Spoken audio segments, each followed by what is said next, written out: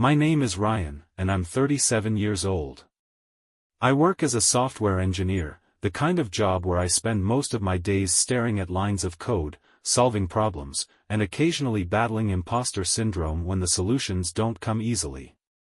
It's not the most glamorous profession, but I've always liked the predictability of it, the way every problem, at least eventually, has a solution. My wife, Laura, is 35 and works as a sales manager for a medical supply company. Her job is the polar opposite of mine, fast-paced, people-oriented, and always full of high-stakes pressure. She thrives in that kind of environment, juggling deadlines and managing her team with an ease I've always admired. We've been married for 10 years, and for most of that time, I thought we had a good thing going. Sure, life got busy, and we weren't the same starry-eyed couple we'd been in our 20s, but I figured that was normal. Every marriage has its ebbs and flows, right? Lately, though, it felt like we'd hit a low point. Between her work trips and my late nights at the office, we were like ships passing in the night. Conversations were short, dinners were often eaten in front of the TV, and intimacy was something we hadn't prioritized in months. A few weeks ago, I decided enough was enough. I wanted to reconnect, to remind us both why we'd fallen in love in the first place. So I brought it up one evening over takeout, a rare night when we were both home at the same time. "We need a weekend together," I said, setting down my chopsticks. "No work, no distractions. Just us." Laura looked up from her phone, surprised. "You mean, like, stay home and do nothing?" "Exactly," I said. "No emails, no phone calls, no plans. Just a quiet weekend to relax and spend time together. We need it, don't you think?" She hesitated, then smiled. "Yeah. You're right. We've been so busy lately, I think we've forgotten how to just be." "Exactly," I said, relieved that she agreed. We picked a date, 2 weekends from then, and made a pact: no work, no interruptions, no excuses. It felt like a turning point, a chance to press pause on the chaos of our lives and focus on what really mattered. The days leading up to that weekend passed in a blur.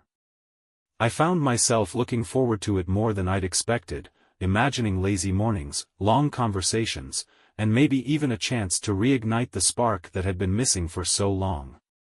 I didn't know it at the time, but breaking that promise, our promise, would set off a chain of events that would unravel everything I thought I knew about my marriage.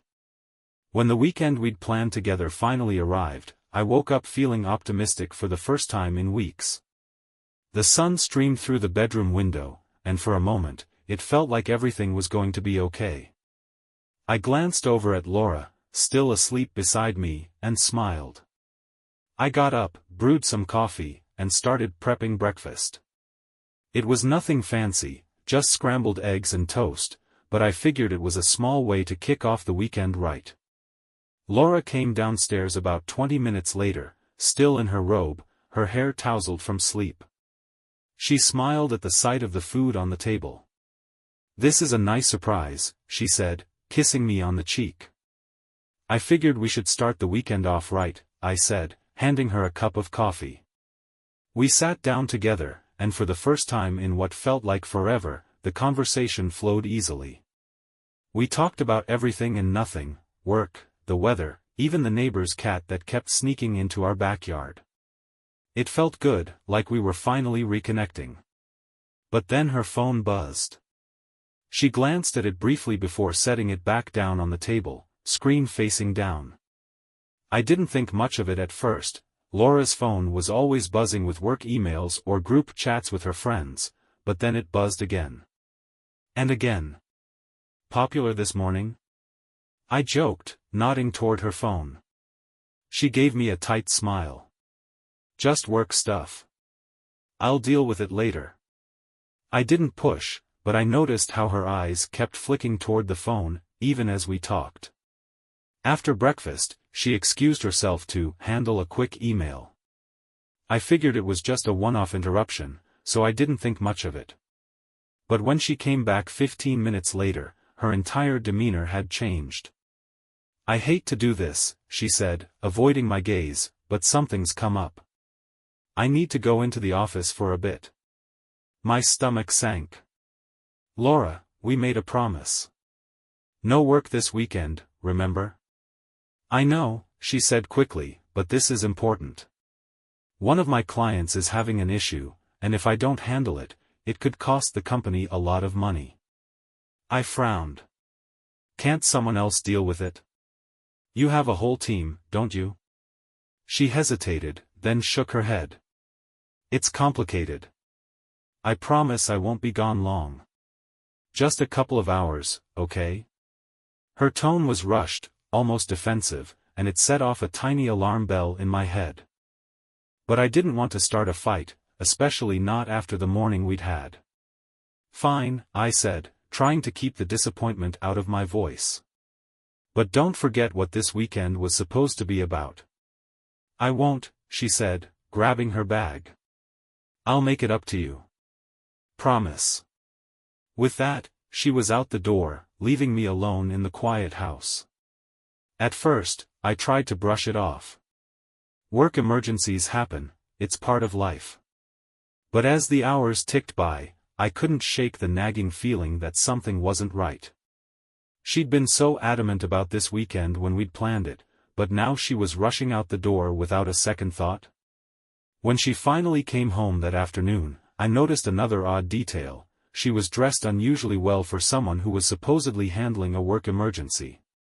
She wore a fitted blouse and a skirt that I hadn't seen her wear in months, paired with heels that clicked against the tile as she walked into the kitchen. "Long meeting?"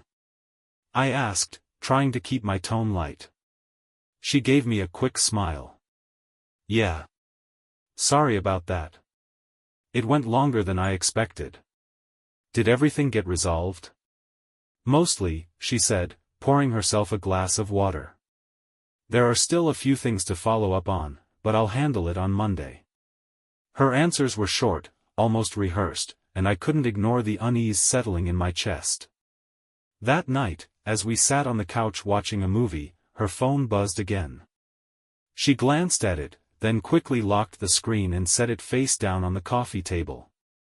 "What's going on with work?" I asked casually. "You've been getting a lot of messages today." "It's nothing," she said quickly. "Just a group chat about the client issue. It's under control." I nodded, but her vague responses did little to ease my growing suspicion. Something wasn't adding up, and I couldn't shake the feeling that Laura wasn't telling me the whole truth. Little did I know, this was only the beginning of the cracks in the story she was weaving. After that weekend, things didn't feel the same between Laura and me. I tried to convince myself that I was overthinking it, that I was making a big deal out of nothing. But deep down, I couldn't ignore the nagging voice in my head telling me something was off. The following week, Laura's behavior only fueled my unease. She was on her phone constantly, typing out messages and glancing at notifications with a faint smile. When I asked who she was talking to, she always had an explanation ready. "Oh, just a work thing. Group chat with the girls from the office. Nothing important." Her tone was casual, but her actions weren't. She'd tilt her phone away from me whenever I walked by, locking the screen almost instinctively. One evening, I decided to test the waters. "Do you want to plan another weekend together? Maybe next month?" She hesitated, her eyes flicking toward her phone. "Yeah, of course. Let's figure something out later this week." It was a simple response, but it felt dismissive, like she was brushing me off. A few days later, I noticed something else. Laura had started dressing differently, more polished, more deliberate. She'd always been stylish, but now she was putting extra effort into her appearance, even on days when she didn't have any big meeting scheduled. One Friday evening, as she was getting ready for what she claimed was a casual dinner with a coworker, I couldn't help but notice how carefully she'd curled her hair and how her lipstick was a shade I hadn't seen her wear before. "You're really dressing up for a work dinner," I said, trying to keep my tone neutral. She glanced at me in the mirror, her smile tight. "It's a nice restaurant." I didn't want to look out of place. I nodded, but her explanation didn't sit well with me. When she left, I felt an overwhelming urge to know the truth. It wasn't like me to snoop, but the growing sense of doubt was driving me crazy. I sat on the couch for what felt like hours, debating whether to check her laptop or phone. Finally, I gave in. Her laptop was on the kitchen counter, and when I opened it, I saw that she hadn't logged out of her email. What I found confirmed my worst fears. There were dozens of messages from someone named David. At first, I tried to convince myself that it was work-related, maybe a client or a coworker. But as I scrolled through the thread, it became painfully clear that their relationship was far from professional. "David, can't stop thinking about last weekend. You looked amazing in that dress. Laura, you're sweet. I had a great time too. Can't wait to see you again. David, when's our next work dinner? I'll make it worth your while. Laura, soon, I hope. I'll find a way to make it happen." My chest tightened as I stared at the screen. There it was, in black and white, the proof I hadn't wanted to find. I didn't know how long I sat there, scrolling through their messages. Some of them were flirtatious, others downright intimate. Every word felt like a punch to the gut, a confirmation that the woman I'd trusted for 10 years had been lying to me. When Laura came home that night, I couldn't bring myself to confront her, not yet. I needed time to process what I'd found, to figure out what to do next. I spent the night lying awake, staring at the ceiling, while she slept soundly beside me. The weight of her betrayal pressed down on me, making it hard to breathe. The woman I thought I knew, the life I thought we'd built together, was slipping through my fingers. And the worst part was, I didn't know if I could stop it, or if I even wanted to. The next morning, I woke up early, though I hadn't slept much. My mind had been spinning all night, replaying the messages between Laura and David like a broken record. I knew I couldn't keep this to myself any longer. It was time to confront her. Laura was in the kitchen, pouring herself a cup of coffee. She looked up when I walked in, offering me a soft smile. "You're up early," she said. I didn't respond. Instead, I walked to the counter, leaned against it, and took a deep breath. "We need to talk." Her smile faltered. "About what?" "About last night," I said, keeping my tone steady. "And about David." Her face went pale, and for a moment, she froze, like a deer caught in headlights. What are you talking about?" "I saw your emails, Laura," I said, my voice heavy with emotion. "All of them. The messages, the plans, the lies. I know what's been going on." Her hand trembled as she set the coffee cup down. "You went through my laptop?" she asked, her voice a mix of anger and panic. "You don't get to make this about me," I snapped. "You've been lying to me for months, sneaking around, and breaking every promise we've made to each other. So don't try to deflect, Laura. Just tell me the truth." For a long moment, she said nothing. Her eyes filled with tears, and she looked down at the floor, avoiding my gaze. "It wasn't supposed to happen," she whispered finally. It just did." I clenched my fists, anger bubbling to the surface. "That's not good enough. You don't accidentally have an affair, Laura. You don't just betray someone who's trusted you for 10 years. So don't give me excuses, tell me why." She took a shaky breath, wiping at her eyes. "I don't know," she said, her voice cracking. "I've been feeling stuck, I guess. Like we've been in a rut for so long, and I didn't know how to fix it. David, he made me feel alive again, like I mattered." Her words hit me like a punch to the gut. "So what?" I said bitterly. "I didn't matter. Our marriage didn't matter." "It's not like that," she said, her voice desperate. "I love you, Ryan. I do. I don't know. I made a mistake. A mistake? I repeated, my voice rising. A mistake is forgetting an anniversary or saying something hurtful in the heat of an argument. What you did, Laura, was deliberate. You made a choice. Over and over again. She broke down, sobbing into her hands. I'm sorry, she cried. I'm so sorry. I never wanted to hurt you. But she had. The pain of her betrayal was like a weight pressing down on my chest, suffocating me. I felt anger, sadness, and an overwhelming sense of loss, all tangled together in a mess I didn't know how to untangle. I don't know if I can forgive this, I said finally, my voice hollow. Please, Ryan, she begged, stepping closer to me.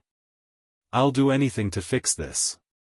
I'll end it with David, I'll go to therapy, I'll do whatever it takes. Just don't give up on us. I looked at her, the woman I'd once thought I'd spend the rest of my life with, and felt nothing but a deep, aching void where my trust and love had once been. I need time, I said, stepping back. I need time to figure out if this is even worth saving. Her sobs grew louder as I walked out of the kitchen, leaving her alone with her guilt and the wreckage of what we'd once had. That morning, I packed a bag and left the house, needing space to clear my head. As I drove aimlessly through the city, I realized that no matter what happened next, things would never be the same again. The days after confronting Laura were some of the hardest I'd ever experienced. I stayed in a small motel on the outskirts of town, not ready to return home or face the reality of what had happened. Every time I closed my eyes, I saw the emails, heard her excuses, and felt the crushing weight of her betrayal all over again. I tried to distract myself by throwing myself into work, but it was no use. The lines of code on my screen blurred together, and deadlines came and went with little progress. My colleagues must have noticed something was off, but no one said anything. Maybe they could tell I wasn't ready to talk about it. The nights were the worst. Lying alone in that cold, impersonal motel room, I replayed every moment of my marriage, looking for signs I might have missed. Had I been too distant? Too focused on work? Had I neglected her needs in some way? I knew rationally that her actions were her own, but part of me couldn't shake the guilt. It was as if my mind was searching for some explanation, anything to make sense of why she had done what she did. Laura texted me a few times during those days, each message more desperate than the last. Ryan, please come home. We need to talk. I know I hurt you, but I love you. I want to fix this. I'll do anything, Ryan. Please, just give me a chance. I read them, but I didn't respond. I couldn't. Every word felt like salt in an open wound, a reminder of the promises she'd broken and the lies she'd told. After a week, I decided to see a therapist. I didn't know what I expected, maybe some clarity, or at least a way to process the overwhelming emotions that seemed to follow me everywhere. The therapist, a calm and empathetic woman named Dr. Lang, listened quietly as I poured out everything, the promise we'd made to spend the weekend together, the emails I'd found, and the confrontation that had left me reeling. It sounds like you're carrying a lot of weight, she said after I finished. Not just the pain of her betrayal, but also the responsibility for understanding why it happened. I nodded, unsure of what to say. It's normal to want answers, she continued. But sometimes, there isn't a single reason that makes sense. What's important is how you decide to move forward, whether that's together or apart. Her words stuck with me long after the session ended. How did I want to move forward? Part of me wanted to try, to see if there was anything left to salvage in our marriage. But another part, the part that was still raw with anger and hurt, wondered if I could ever look at her the same way again. Eventually, I returned home, though it didn't feel like home anymore. The house was quiet when I walked in, the air heavy with tension. Laura was sitting on the couch, her eyes red and puffy from crying.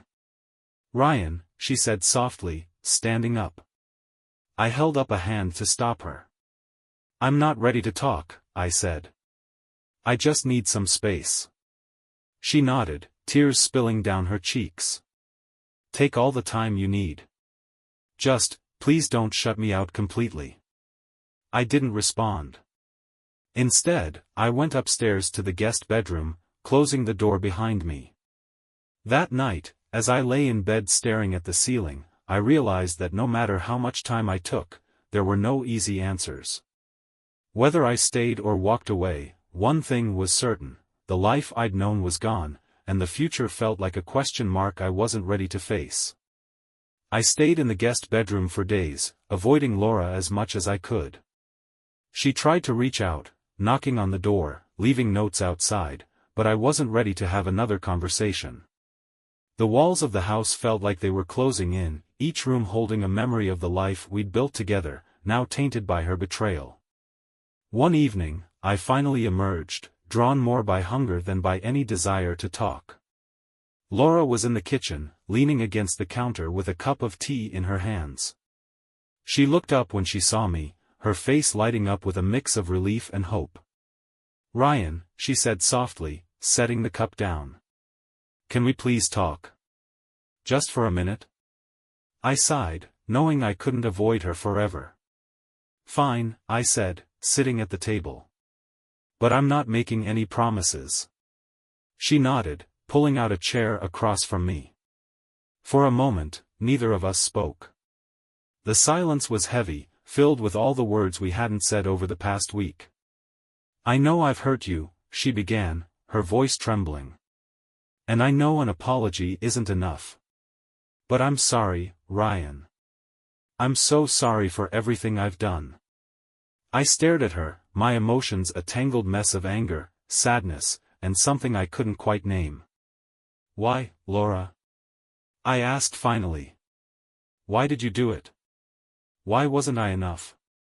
Tears welled up in her eyes, and she looked down at the table. It wasn't about you, she said quietly. It was about me. I felt lost. Stuck in this routine, like my life wasn't my own anymore. And then David came along, and he made me feel alive again. Her words stung, but they also gave me a strange sense of clarity. She hadn't cheated because of something I'd done or failed to do. She'd cheated because she was looking for something she didn't know how to find within herself. And what now? I asked, my voice steady despite the storm inside me. Do you think we can just go back to the way things were? Pretend this never happened? No, she said, shaking her head. I know we can't. But I want to try, Ryan. I want to fix this, to fix us. I'll do whatever it takes, therapy, counseling, whatever you need. I'm willing to put in the work if you are. Her desperation was clear, but so was the fear in her eyes. She was terrified of losing me, of losing everything we'd built together. I leaned back in my chair, staring at the ceiling. You broke something, Laura, I said finally. Something I don't know if we can fix. Trust isn't just about promises, it's about believing that the person you're with has your back, no matter what. And you shattered that. I know, she whispered, tears streaming down her face. But please, give me a chance to earn it back. I'll cut all ties with David, I swear. I already told him it's over. I'll block his number, delete everything, whatever you want. Her words hung in the air, and for a moment, I let myself imagine what forgiveness might look like. Could I let go of the anger, the betrayal, and start fresh? Could I trust her again after everything she'd done? I don't know, I said finally, my voice barely audible. I don't know if I can forgive you. But I'll think about it. Her shoulders sagged with relief, and she nodded. That's all I'm asking for. Just a chance. As I left the kitchen and returned to the guest bedroom, I couldn't shake the feeling that no matter how hard we tried, some wounds might never fully heal. Forgiveness was a choice, but trust? That was something she'd have to earn, and I wasn't sure if I had it in me to give her the chance. In the days following our conversation, I tried to approach the situation with cautious optimism. Laura seemed committed to making things right. True to her word, she blocked David's number and deleted every trace of their communication. She even handed me her phone one evening, unprompted, and said, "You can look through it any time you want." It felt like a small step in the right direction, but it didn't erase the doubts swirling in my mind. We started therapy again, this time as a couple. Sitting on that familiar couch in Dr. Lang's office, I felt a mix of hope and dread. Could we actually work through this? Or was I just delaying the inevitable? Laura was open and vulnerable in those sessions, admitting to the choices she'd made and the pain she'd caused. "I know I've broken your trust," she said during one session, tears in her eyes. "And I don't expect you to forgive me overnight. But I'm here because I want to fight for us, for what we've built together." Dr. Lang helped us navigate the difficult conversations, but it wasn't easy. Every time Laura spoke about her feelings of dissatisfaction or her reasons for straying, it felt like a blow to my self-esteem. "What about me?" I asked during one session, unable to keep the frustration out of my voice. "What about how you've made me feel? Like I wasn't enough? Like I was just a placeholder while you found excitement somewhere else?" "I don't see you that way," she said softly. "I've never seen you that way. This wasn't about you, Ryan. It was about me, about my own insecurities and mistakes. You didn't deserve any of this." Her words were honest, but they didn't take away the pain. Outside of therapy, we tried to rebuild our connection. Laura made an effort to be more present, suggesting date nights and quiet evenings at home where we could just talk. There were moments when it felt like we were making progress, like when we laughed over a silly story from our early years together or shared a quiet dinner without the weight of the affair hanging over us. But those moments were fleeting. One Saturday afternoon, while Laura was out running errands, I found myself scrolling through our old photos on my phone. There were so many happy memories, vacations, anniversaries, even random snapshots of us goofing around at home. It was hard to reconcile the woman in those photos with the one who'd betrayed me. That night, as we sat on the couch watching a movie, Laura's phone buzzed. She glanced at it, and for a split second, I saw her hesitate before flipping it face down on the table. "What was that?" I asked, my voice sharper than I intended. "Just a notification," she said quickly. "Nothing important." My chest tightened. "Can I see it?" Her face froze, and for a moment, she looked like a deer caught in headlights. "Ryan, I told you, it's nothing." I stared at her, the doubts I'd been trying to suppress bubbling to the surface. "Why are you still hiding things?" "I'm not," she said defensively, grabbing her phone and unlocking it. She handed it to me, her hand trembling. "See for yourself." I scrolled through her notifications and saw nothing suspicious, just emails, a message from her mom, and a few work updates. But the hesitation I'd seen in her eyes stuck with me. The seed of doubt had been planted, and no matter how much progress we seemed to make, it refused to go away. As I handed her phone back, I realized something I hadn't wanted to admit to myself: trust wasn't something I could force. No matter how hard Laura tried or how much she apologized, the foundation of our relationship had been cracked, and I didn't know if it could ever truly be repaired. I wanted to believe we could move forward, but deep down, I couldn't shake the feeling that this was only temporary. Some part of me was still waiting for the other shoe to drop. Despite our efforts to rebuild, the cracks in our marriage only seemed to deepen. I wanted to trust Laura, I really did. I wanted to believe that she was telling the truth, that she was committed to fixing what she'd broken. But no matter how hard I tried, I couldn't silence the nagging doubts that had taken root in my mind. It wasn't just the hesitation I'd seen in her eyes that night or the memory of her betrayal that haunted me. It was the small, subtle things, like how she'd leave the room to take certain phone calls, or how she'd suddenly get defensive if I asked her about her plans. The moment I'd been dreading came one Friday evening, about 2 months after our initial confrontation. Laura had told me earlier in the week that she'd be meeting some colleagues for drinks after work.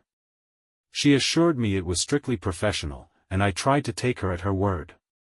But as the evening wore on and her text updates grew sporadic, I couldn't shake the feeling that something was wrong.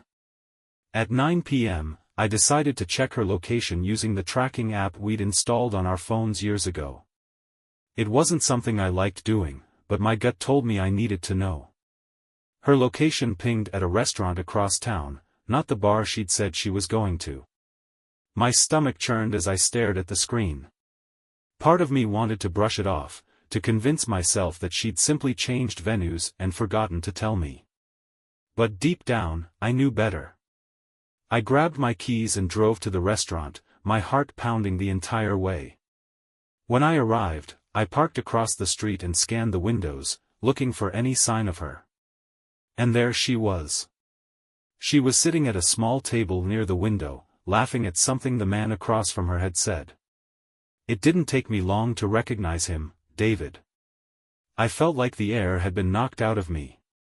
There was no mistaking the intimacy in their body language, the way they leaned toward each other, their faces lit with smiles. I wanted to burst through the door and confront them right then and there, but something stopped me. Maybe it was the sheer disbelief of what I was seeing, or maybe it was the part of me that was still clinging to the hope that I was wrong. Instead, I snapped a photo with my phone, capturing the moment as proof of what I already knew. Then, I drove home, my hands gripping the steering wheel so tightly my knuckles turned white. When Laura finally came home later that night, I was waiting for her in the living room. She looked surprised to see me still up. "You're home late," I said, my tone cold. She hesitated, setting her purse down on the counter. "Yeah, the drinks ran long. I told you it might be a late night." "Really?" I said, pulling out my phone and holding up the photo I'd taken. "Because this doesn't look like a work event to me." Her face went pale, and for a moment, she just stared at the screen, her mouth opening and closing like she was searching for the right words. "Ryan, it's not what it looks like," she said finally, her voice trembling. "Don't lie to me," I snapped. "I gave you a chance, Laura. I gave you every opportunity to prove that you were serious about fixing this. And this is what you do?" Tears filled her eyes, and she shook her head. I just needed closure," she said weakly. "I needed to tell him it was really over." "Closure?" I repeated, my voice rising. "You think this is closure? Meeting him behind my back, lying to me again? Do you have any idea how much damage you've done?" She started to sob, but I couldn't bring myself to feel any sympathy. The anger, the hurt, the betrayal, it all came rushing back, stronger than ever. "This is it," I said firmly. "I'm done, Laura. I can't do this anymore. I won't." "Please, Ryan," she begged, her voice breaking. "Don't say that. We can still fix this. I'll do anything." "No," I said, cutting her off. "You don't get another chance. Not after this." With that, I walked upstairs, leaving her standing in the living room, her sobs echoing through the house. That night, as I lay in bed, I felt a strange sense of clarity. The pain was still there, but so was the certainty that I couldn't keep living like this. Laura had made her choices, and now it was time for me to make mine. The morning after our confrontation, I woke up feeling drained but resolute. I couldn't keep living in the shadow of Laura's betrayals. The cycle of lies, apologies, and broken promises had finally reached its breaking point. I called a divorce attorney that afternoon. Explaining the situation was painful, but the lawyer listened patiently, offering reassurance that we'd handle everything step by step. "This process is never easy," he said, "but it's the first step toward a better future." When I broke the news to Laura later that evening, her reaction was exactly what I expected. "You're really going to throw everything away?" she asked, her voice a mix of anger and desperation. "After 10 years, you're just giving up?" I looked at her, my expression calm but firm. "I'm not the one who gave up, Laura. You did. When you lied, when you cheated, when you broke every promise we made to each other, you gave up long before I did." She broke down crying, but I didn't waver. I'd spent too much time trying to salvage something she clearly hadn't valued. It was time to put myself first. Word of our separation spread quickly among our family and friends. My close circle rallied around me, offering support and encouragement. "About time, man," Greg, my best friend, said when I told him. "She didn't deserve you, not after what she put you through." But not everyone was so understanding. Laura's family, who had always been close to us, seemed to blame me for not trying harder. Her mother called me one evening, her tone sharp and accusatory. "You're making a mistake, Ryan," she said. "People make mistakes. Marriage is about forgiveness. Are you really going to let this ruin everything?" "I already tried forgiving her," I said calmly. "She made her choice. Now I'm making mine." Her silence on the other end of the line told me she wasn't expecting that answer. As for Laura, the fallout from her actions extended far beyond our marriage. News of the affair had leaked into her social circle, thanks to a mutual friend who'd spotted her with David at the restaurant. Suddenly, the polished, professional image she'd cultivated at work began to crumble. She called me one day, her voice heavy with regret. "Everyone knows, Ryan," she said. "People are treating me differently at work. I feel like I can't even look my coworkers in the eye anymore." I didn't say what I was thinking, that she'd brought this on herself. Instead, I kept the conversation brief, knowing that any attempt at sympathy would feel hollow. With the divorce process underway, I focused on rebuilding my life. I moved into a new apartment, small but cozy, and started creating a space that felt like mine.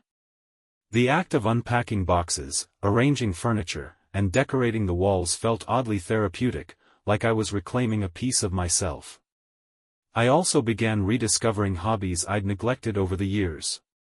Photography, hiking, even cooking, it felt good to immerse myself in things that brought me joy. They weren't distractions, they were reminders that life could be fulfilling, even after heartbreak. Therapy became another lifeline. My sessions with Dr. Lang helped me navigate the complex emotions of anger, sadness, and grief. She encouraged me to focus on the lessons I could take from this experience, rather than dwelling on the pain. "Forgiveness doesn't mean forgetting," she said during one session. "It means letting go of the power the betrayal holds over you. It's a way of moving forward, not for her, but for yourself." Her words resonated, and slowly, I began to feel lighter. The weight of Laura's actions no longer consumed me. As the divorce progressed, Laura and I kept our communication strictly practical, dividing assets, finalizing paperwork, and arranging for the sale of our house. Each step felt like closing another chapter, a reminder that the life we'd shared was officially coming to an end. It wasn't easy, but with every signature, every box packed, I felt myself moving closer to a new beginning. Laura's life, from what I could tell, was unraveling. The affair that had seemed so thrilling and exciting to her had cost her everything: her marriage, her reputation, and the respect of those around her. And while a part of me still felt the sting of betrayal, another part felt a quiet sense of vindication. I was finally free. Once the divorce was finalized, I felt a mix of emotions. Relief was the strongest, relief that I could finally put the pain, the lies, and the endless second-guessing behind me. But there was also sadness, a quiet mourning for the life I'd envisioned and the future I'd lost. For the first time in over a decade, I was truly on my own. The silence of my new apartment was deafening at first, but I soon came to appreciate it. It wasn't the heavy, suffocating silence of a marriage falling apart. It was a peaceful silence, one that gave me space to think, to feel, to heal. I started making deliberate choices to rebuild my life on my own terms. The first was getting back into old hobbies. Photography, something I hadn't seriously pursued since my early 20s, became my outlet. I spent weekends exploring the city and nearby trails, capturing moments that reminded me of the beauty and simplicity in life. One Saturday, I drove out to a lake at sunrise, camera in hand. Watching the golden light ripple across the water felt like a metaphor for everything I'd been through. The darkness of betrayal was behind me, and while the scars would always remain, the dawn of a new chapter was just beginning. Work also became a refuge. For years, I'd been content to keep my head down and do what was expected. But now, I found myself taking on more challenging projects, pushing my creative limits, and even mentoring younger colleagues. My manager noticed the change and suggested I apply for a leadership position that had recently opened up. I hesitated at first, unsure if I was ready for the added responsibility, but ultimately, I decided to go for it. To my surprise, I got the promotion. The sense of accomplishment reminded me that I was capable of more than I'd given myself credit for.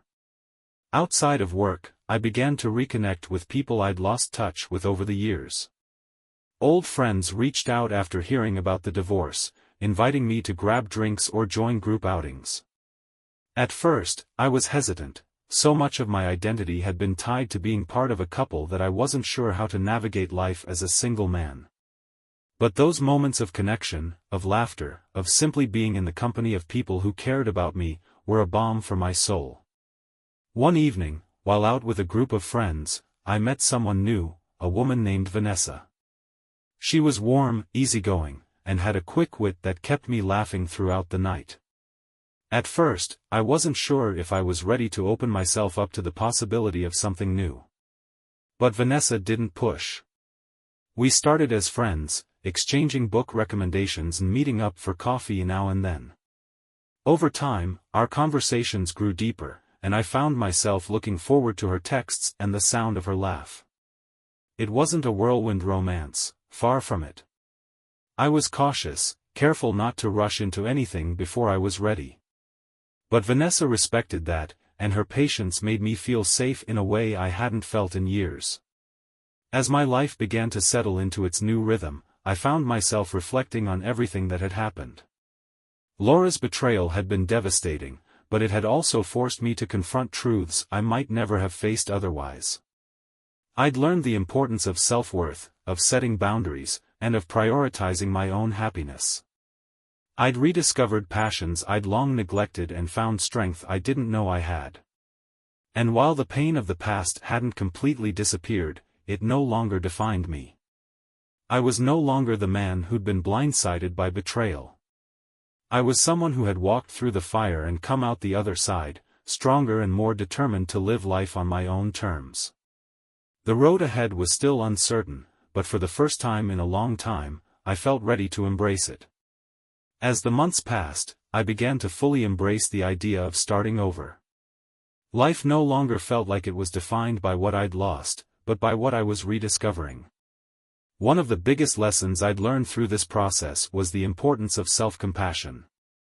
I had spent so much time blaming myself for what had gone wrong in my marriage, questioning what I could have done differently to prevent Laura's betrayal. But the truth was, her choices were hers alone. My worth wasn't tied to her actions, and accepting that was like shedding a heavy weight I hadn't realized I was carrying. Vanessa and I continued to grow closer, but at a pace that felt comfortable and genuine. She was unlike anyone I'd ever known, calm, patient, and fiercely independent. She had a way of seeing the world that made me question my own assumptions, and her presence brought a quiet sense of stability I hadn't realized I craved. We spent our time hiking, trying new restaurants, and sharing stories about our lives. There were no grand declarations, no rush to define what we were. It was simple, natural, and exactly what I needed. But this chapter of my life wasn't just about relationships. It was also about rediscovering who I was as an individual. I started saying yes to opportunities one might have avoided in the past, whether it was taking a solo trip to a national park, joining a community photography exhibit, or attending a weekend workshop on mindfulness and mental clarity. Each new experience reminded me of the person I was outside of being someone's husband. Therapy continued to play a significant role in my journey. Dr. Lang helped me dig deeper into the patterns and insecurities I'd carried for years, not just in my marriage but in my own self-perception. "What do you want your life to look like moving forward?" she asked me one day. It was a simple question, but one that lingered in my mind long after the session ended. For so long, I had been focused on the pain of the past that I hadn't thought about what kind of future I wanted to create.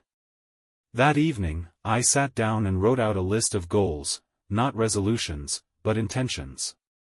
Things like travel to at least 3 new places in the next year. Reconnect with my creative side through photography. Strengthen my relationships with family and friends. Continue to grow in my career. Prioritize happiness and peace in all areas of my life. It felt good to see those goals written down, to have a roadmap for what I wanted my life to be. The changes weren't instant, but they were steady. I noticed myself smiling more, feeling lighter, and waking up each day with a sense of possibility instead of dread. One evening, while Vanessa and I were walking through a park at sunset, she stopped and turned to me. "You seem different," she said with a smile. "Different how?" I asked. "Lighter," she said. "Happier. Like you're finally letting yourself breathe again." Her words struck a chord because she was right. For the first time in years, I felt free, not just from the pain of Laura's betrayal, but from the weight of everything that had come before it. As we continued walking, the setting sun casting a warm glow over the trees, I realized that life wasn't just about moving on, it was about moving forward. And for the first time, I was excited to see where that path would take me. It's been over a year since I confronted Laura that final time and chose to walk away. Looking back, it feels like a lifetime ago, like the person I was back then is a distant shadow of who I am today. The journey to this point hasn't been easy. There were nights when the loneliness felt unbearable, days when the memories crept back in and threatened to pull me under. But through it all, I learned that healing isn't a straight line. It's messy, uneven, and full of setbacks. Yet here I am, standing on the other side, stronger than I ever thought I could be. Laura and I no longer speak, though I hear updates about her occasionally through mutual friends. She's still grappling with the fallout of her choices, strained relationships at work, whispers in her social circle, and, from what I've been told, a deep sense of regret. I don't wish her ill. I've let go of the anger and resentment I once carried. Holding on to it only weighed me down, and I realized that forgiveness, while not excusing her actions, was the key to my own freedom. Vanessa and I are still together, though our relationship remains uncomplicated and refreshing.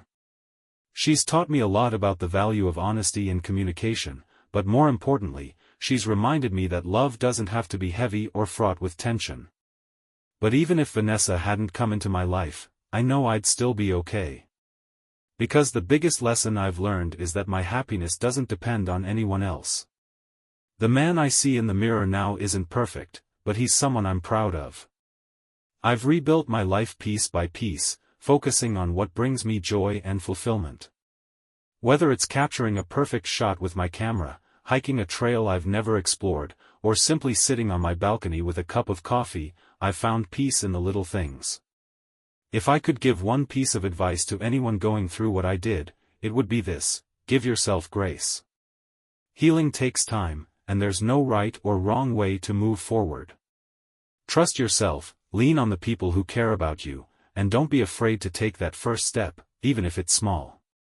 Life is unpredictable. It throws challenges at you when you least expect them, but it also has a way of surprising you with moments of beauty and clarity. As I stand here today, reflecting on everything I've been through, I feel nothing but gratitude. Not for the pain, but for the lessons it taught me. For the strength I didn't know I had. For the chance to start over and build a life that feels authentic and whole. The past will always be a part of me, but it no longer defines me. I've chosen to let it go, to leave the weight of it behind, and to embrace the future with open arms.